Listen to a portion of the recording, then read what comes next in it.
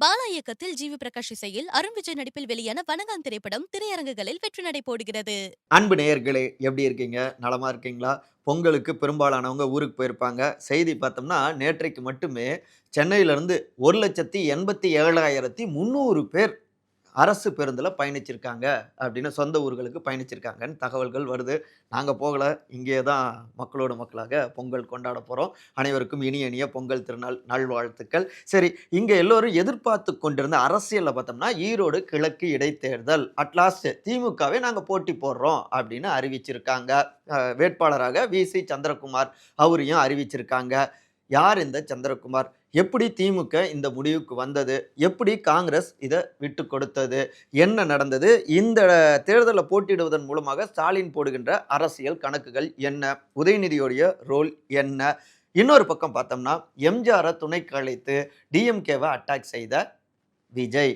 இதற்கு அமைச்சர் எஸ்.எஸ். சிவசங்கர் பதிலடி கொடுத்திருக்காரு. அப்புறம் தமிழ்நாடு சட்டமன்றத்துடைய இன்றைய லாஸ்ட் டே இன்னைக்கு. அதனுடைய முக்கியமான நிகழ்வுகள், குறிப்பா எடப்பாடி கொடுத்திருக்கக்கூடிய பதிலடிகள். இந்த பரபரப்பு பின்னணிகள் தான் இன்றைய நம்முடைய விரிவான இளங்கோவன் எக்ஸ்பிளைன்ஸ். நான் உங்கள் சகோ த இளங்கோவன்.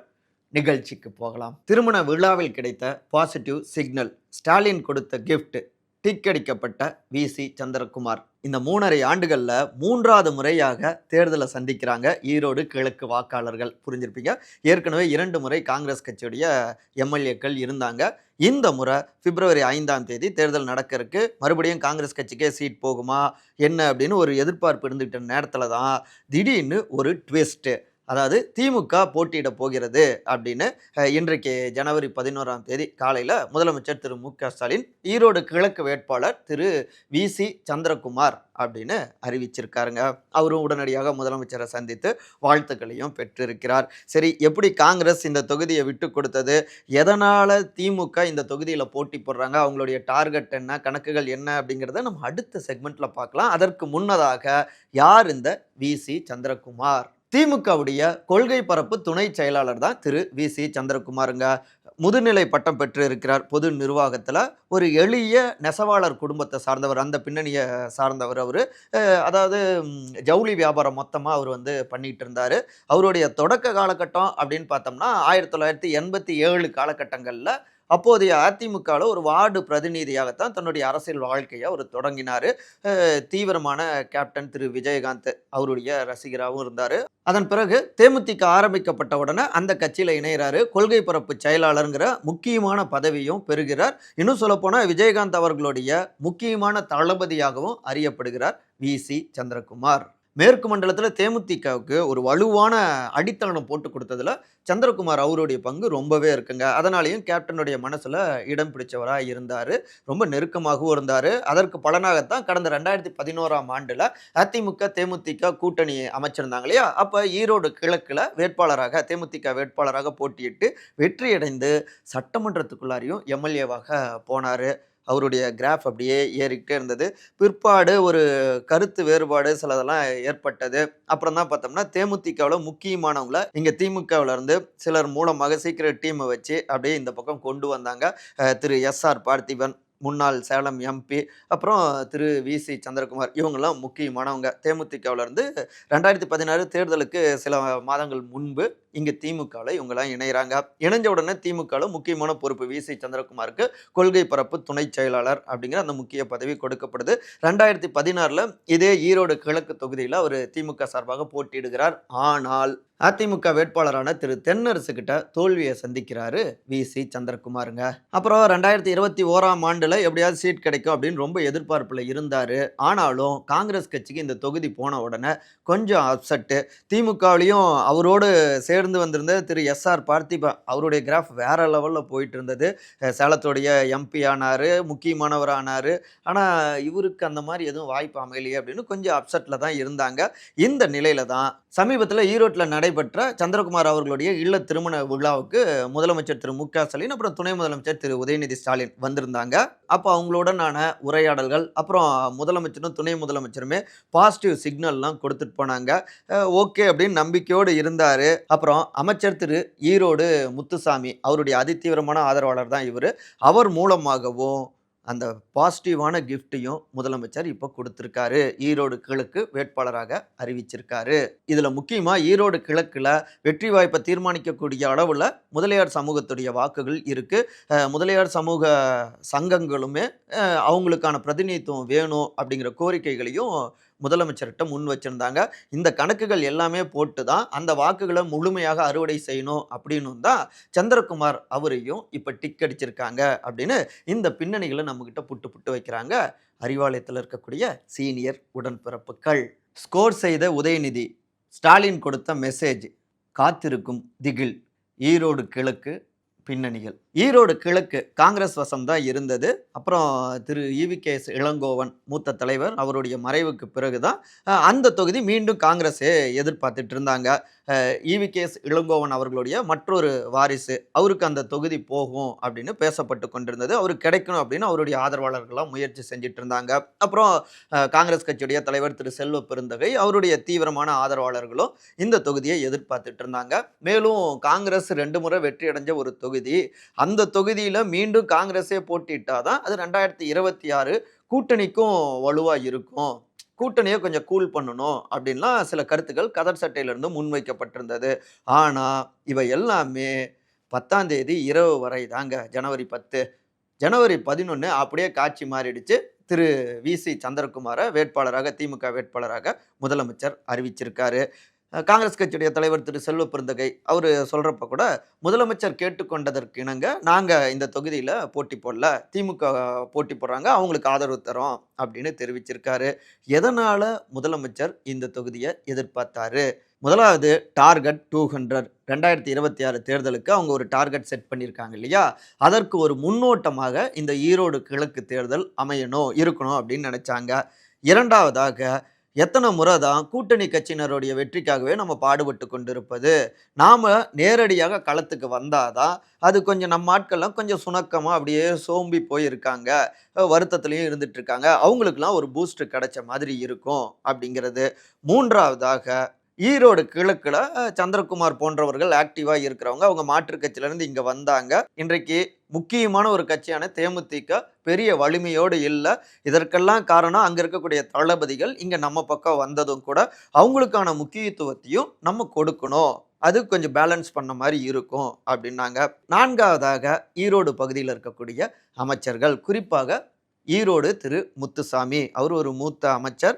இங்க திமுகவே நேரடியாக களத்துல இறங்கி வெற்றி அடைஞ்சா அது இங்க இருக்கக்கூடிய அதிமுக வலுவாக இருக்கும்லாம் சொல்லிட்டு இருக்காங்க இல்லையா, அவங்களுக்கு ஒரு அடி கொடுத்த மாதிரி இருக்கும், தன்னுடைய இருத்தலையும் இன்னும் வலுவாக்கிக்க முடியும் அப்படின்னும் அவங்க டீம் கணக்கு போட்டாங்க.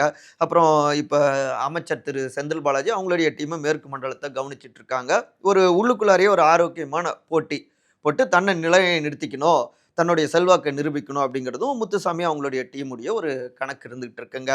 இதன் தொடர்ச்சியாகத்தான் துணை முதலமைச்சர் திரு உதயநிதி ஸ்டாலின் அவருடைய அரசியல் எதிர்காலம், அவர்கிட்ட தான் தொடர்ந்து இந்த தொகுதியில் திமுகவே போட்டியிடணும் அப்படின்னு அழுத்தங்கள் கொடுத்துட்டு இருந்தாங்க. இந்த பின்னணிகளை ஏற்கனவே நம்ம, அதாவது திமுக தான் இங்கே போட்டியிட போகிறாங்க, வாய்ப்புகள் அதிகமாக இருக்குது, உதயநிதி மூலமாக ப்ரெஷர் கொடுக்கப்பட்டு கொண்டு இருக்கு அப்படின்னு விரிவாக ஒரு 2-3 காணொலிகளை நம்ம பதிவு செஞ்சுருக்கோம். ஒரு சிறு நினைவூட்டல். சரி, ஓகே, இப்போ கரண்ட் விஷயத்துக்கு வருவோம். உதயநிதி ஸ்டாலின் அவர்களுடைய எதிர்காலத்துக்கான அடித்தளத்தை அமைக்கணும் அப்படின்னு நினைச்சாங்க வலுவாக. அதாவது மேற்கு மண்டலம் அப்படின்னாலே அதிமுக தான் அவங்களுடைய கோட்டை அப்படின்னு, அங்க பெரும்பான்மையான தொகுதிகளை அதிமுக போன தேர்தலையும் வெற்றி அடைஞ்சிருக்காங்க. அது மட்டும் இல்லாம அங்க பாஜகவும் தங்களுடைய கோட்டை இது அப்படின்னு இப்ப சொல்ல தொடங்கியிருக்காங்க. பாஜகவுக்குமே இங்க வெற்றி அடைஞ்ச எம்எல்ஏக்கள் ஒரு 2 எம்எல்ஏக்கள் இந்த பகுதிகள் மேற்கு மண்டலத்துல இருந்து இருக்காங்க. அப்புறம் கோவை நாடாளுமன்ற தொகுதியில கூட திரு அண்ணாமலை 2வது இடத்தையும் பிடிச்சாரு. ஸோ பாஜகவும் இங்க ஃபைட் பண்ணிக்கிட்டு இருக்காங்க. அதிமுக, பாஜக 2மே ஒண்ணுமே இல்லை, திமுக தான் இங்க வலு அப்படின்னு நிறுவி ஆகணும். திமுகவுடைய செல்வாக்கான பிரதேசமாக இதை உருவாக்கணும். அதற்காக தான் அமைச்சர் திரு செந்தில் பாலாஜி அவர்கிட்ட பொறுப்பு ஒப்படைக்கப்பட்டிருக்கு. மேற்கு மண்டலம் மொத்தமும் இதை மேல இருந்து, அதாவது இந்த பிரதேசத்துக்கான ஒரு முதலமைச்சர் போல கண்காணிச்சிட்டு இருக்கிறது திரு உதயநிதி ஸ்டாலின். ஸோ இப்போ இந்த ஈரோடு கிழக்குல நம்ம நேரடியாக போட்டியிட்டு எதிர்த்து போட்டிடுறவங்கள டெபாசிட் இழக்க வச்சு மிக பிரம்மாண்டமான மார்ஜின்ல ஒரு வெற்றியை நம்ம பெற்றால் அது திரு எடப்பாடி பழனிசாமி அதிமுக பொதுச் செயலாளர், அப்புறம் பாஜக 2 பேருக்கும் அது பயத்தை ஏற்படுத்தும்.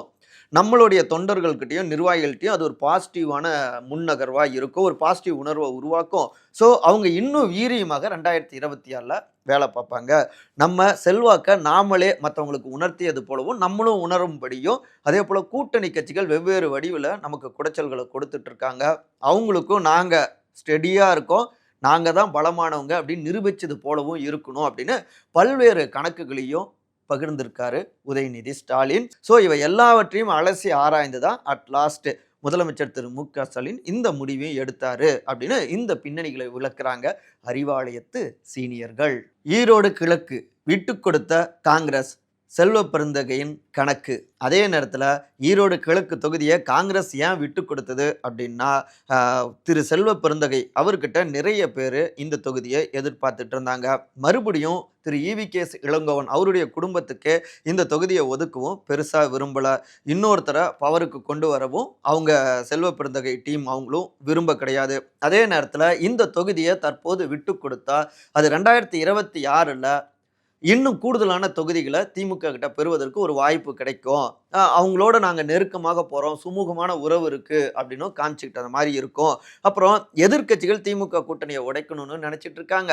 ஆனால் திமுக கூட்டணி வலுவாக இருக்குது திமுக தலைமையில் அப்படின்னு நிரூபித்தது போலவும் இருக்கும் அப்படின்னு பல்வேறு கணக்குகளும் காங்கிரஸ் கமிட்டி தலைவர் திரு செல்வ பெருந்தகை அவங்க டீம் கிட்ட இருந்தது. அதனுடைய தொடர்ச்சியாகத்தான் திமுகவுக்கு இந்த தொகுதியை கொடுத்து விட்டோம் முதலமைச்சர் கேட்டதற்காக அப்படின்னும் அப்படியே புதுசாக அப்படி பேசியிருக்காரு செல்வ பெருந்தகை அப்படிங்கிறாங்க சில சீனியர் கதர்ச்சட்டையினர்.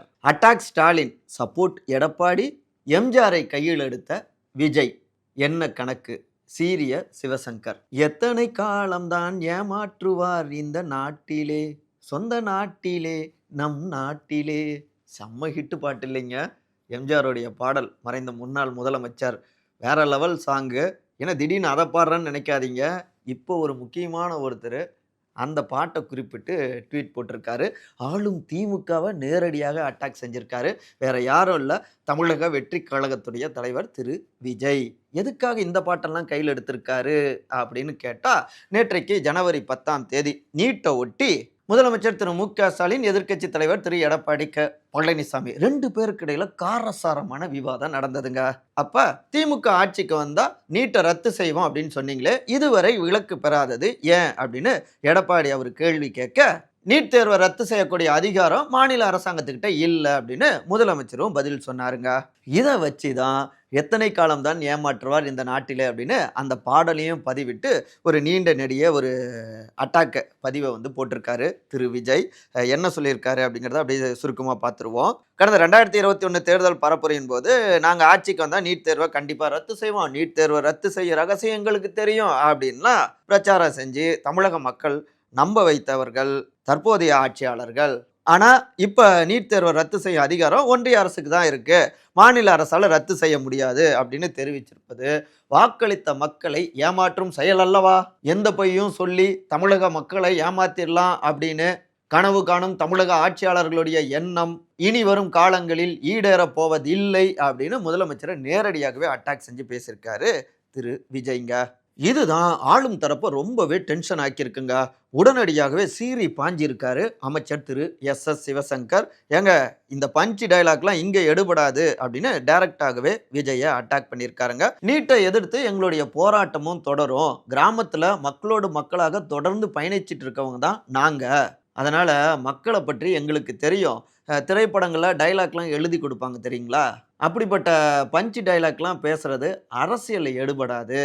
ஸோ பஞ்சு டைலாக் பேசக்கூடிய விவகாரம் இது கிடையாது விஜய் அப்படின்னு காட்டமாகவே பதிலடி கொடுத்துருக்காரு சிவசங்கர். அதே நேரத்தில் விஜய் அவரை பொறுத்த வரைக்கும் கொஞ்சம் கொஞ்சமாக மாநில அரசாங்கத்தை அட்டாக் செய்யக்கூடிய அரசியலை தீவிரப்படுத்தியிருக்காரு. இப்போ அவங்களுடைய மாவட்ட அளவிலான பொறுப்பாளர்களை போடக்கூடிய அந்த வேலைகள் ஒரு பக்கம் போயிட்டுருக்கு.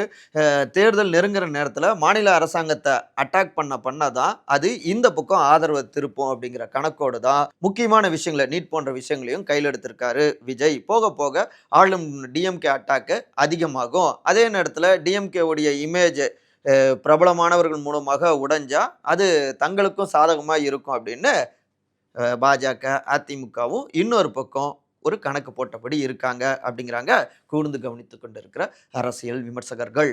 ஆளுநரை டார்கெட் செய்த மு.க.ஸ்டாலின். புத்தாண்டு தொடங்கின உடனே நடந்த முதல் சட்டமன்ற கூட்டத்தொடர் இன்றோடு ஜனவரி 11ஆம் தேதியோடு நிறைவடைகிறதுங்க. ஓகே, இந்த நிறைவு நாள்ல முதலமைச்சர் திரு மு.க.ஸ்டாலின் ஒரு நீண்ட நெடிய உரையை நிகழ்த்தியிருந்தாரு. அதுல முக்கியமா இந்த நீதிமன்றம் பல விசித்திரமான வழக்குகளை பார்த்திருக்கு அப்படின்னு மறைந்த முன்னாள் முதலமைச்சரான கலைஞர் மு கருணாநிதி அவர்களுடைய பராசக்தி படத்துடைய அந்த வசனத்தை எடுத்து பேசியிருக்காருங்க. அதாவது ஆளுநரை பொறுத்தவரை தமிழ்நாடு சட்டமன்றமும் சில ஆண்டுகளாக விசித்திரமான காட்சிகளை தான் பார்த்துட்டு இருக்கு. ஆளுநர் வராரு, உரையாற்றாமலே அப்படியே போறாரு. அதனால தான் அவருடைய செயல்பாடு சிறுபிள்ளைத்தனமானது அப்படின்னு நானும் குறிப்பிட்டேன். இந்த சட்டமன்றத்துடைய மாண்பையும் மதிக்காம, மக்களுடைய எண்ணங்களுக்கும் மதிப்பளிக்காம, தமிழ்தாய் வாழ்த்தையும் அவமானப்படுத்த துணிந்ததின் மூலமாக அவர் வகிக்கக்கூடிய பதவிக்கு இழுக்கு ஏற்படக்கூடிய காரியத்தை அரசியல் உள்நோக்கத்தோடு ஆளுநர் செய்து வருவது இந்த பேரவை இதுவரை காணாத ஒன்று, இனியும் காணக்கூடாது அப்படின்னு ஆளுநருக்கு கண்டனங்களை பதிவு செஞ்சிருக்காரு முதலமைச்சர். அதாவது, நாங்க சிறப்பாக திராவிட மாடல் ஆட்சியை முன்னெடுத்துக்கிட்டு இருக்கோம். இங்க பொருளாதாரம் உள்ளிட்ட எல்லாமே வளர்ச்சியை சந்திச்சிருக்கு. ஆனா தமிழ்நாடு வளர்ச்சி பெறுவதை விரும்பாத வகையில, தமிழ்நாட்டுடைய வளர்ச்சிக்கு எதிரான வகையில தான் ஆளுநர் செயல்பட்டுக்கிட்டு இருக்காரு, முட்டுக்கட்டை போட்டுக்கிட்டு இருக்காரு அப்படின்னு அந்த பக்கம் பால திருப்பி விட்டுருக்காரு முதலமைச்சர்.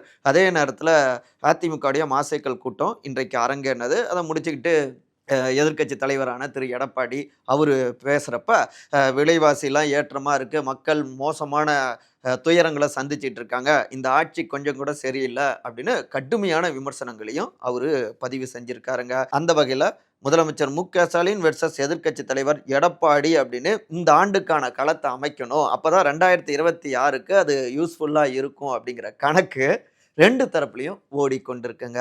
பார்ப்போம் என்ன நடக்குதுன்னு.